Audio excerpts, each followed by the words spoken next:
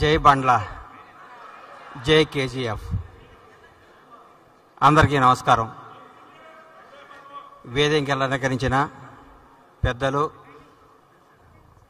సహృదయులు, తెలంగాణ రాష్ట్రానికి మేధస్సుని తీసుకొచ్చి ప్రజాప్రభుత్వాన్ని, కాంగ్రెస్ ప్రభుత్వాన్ని ముందుకు నడిపిస్తున్న దాంట్లో కీలక భూమిక పోషిస్తున్న శ్రీ దుద్దెళ్ల శ్రీధరబాబు గారికి, అన్న ఈ కేజీఎఫ్ ఫౌండర్, మన జాతిని, మన వాణిని ప్రపంచంలో ఎక్కడ ఉన్న అందరినీ ఒక వేదిక మీదకి తీసుకొచ్చి మనందరినీ ఒక దగ్గర కూర్చోబెట్టి మాట్లాడాలని శ్రీకారం చుట్టి సంకల్పించిన పెద్దలు జట్టి కుసుమ్ కుమార్ గారికి, అలాగే వేదికను అలంకరించిన పెద్దలందరికీ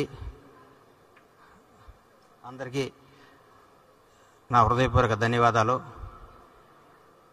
రవి అస్తమించని దేశాన్ని బ్రిటిష్ వాడు పరిపాలించాడని చిన్నప్పుడు చదువుకున్నాం. రవి అస్తమించని దేశం ప్రతి ఊళ్ళో కమ్మవాడు జెండా ఎగరేస్తున్నాడని కొత్తగా తెలియజేసుకుంటున్నాం. నన్ను ఒక ఆయన అడిగాడు, అరే కమ్మవాళ్ళు అంటే ఏంది అని.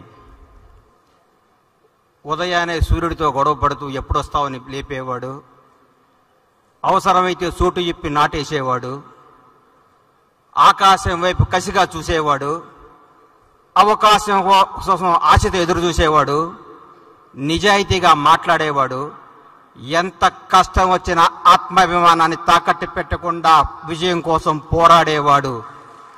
నూనూగు మీసాల వైపు తిప్పుకుంటూ నేను సాధిస్తాను అని తపనతో పరిగెట్టడానికి చిరుతలా పరిగెట సిద్ధంగా ఉన్న యువకులు ఉంటారు చూడండి, అదే కమ్మవాడు అని చెప్పా.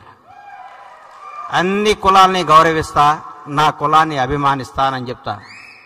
అందరూ అంటారు, ఈరోజు నాకు కొంచెం బాధ అనిపించింది.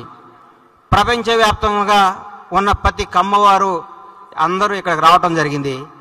ఇక్కడుండి మన కులాన్ని మనం గర్వంగా చెప్పుకునే విధంగా కొందరు రాకపోవడం నాకు బాధ అనిపించింది. గౌరవనీయులు శ్రీధరబాబు గారు ఎంతో బిజీగా ఉండి కూడా మన కమ్యూనిటీ కాకపోయినా మన ఆశీర్వదించడానికి ఇక్కడికి వచ్చి మనలో ఒకరైన ఒక జ్ఞాని ఆయన మన అందరిని ఆశీర్వదించడానికి వచ్చారు చూడండి. అలాంటి సద్బ్రాహ్మణ్ణి మనం ఈ విధంగా చేతులెత్తి నమస్కరిస్తూ మీరు రావటం మాకు చాలా ఆనందం సార్.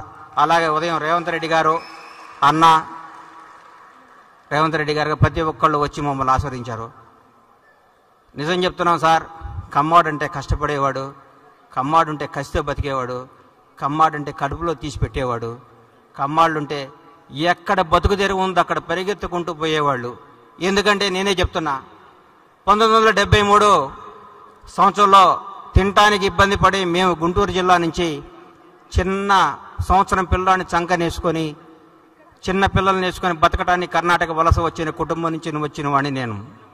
ఈరోజు ఈ స్థాయికి అంటే మాకు బతుకు తెరువు ఎక్కడుంటే అక్కడికి మోసం చేయటం రాదు, అన్యాయం చేయటం రాదు.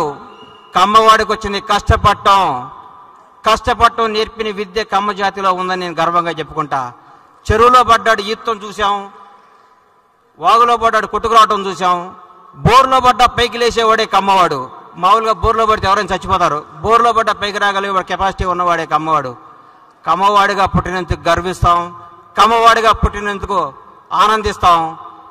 ప్రతి ఒక్కరికి చెప్తున్నా, లేని కమ్మ పిల్లల్ని, కమ్మ ఒక్కల్ని ఆశీర్వదించండి, ఆదుకోండి, వీలైనంత సహాయం చేయండి.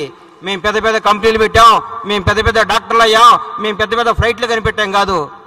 మన కమ్యూనిటీలో కష్టపడ్డ యువకుల్ని చేయి అందించండి, వాళ్ళకి భవిష్యత్తు ఇవ్వండి, వాళ్ళ జీవనోపాధికి సహకరించండి.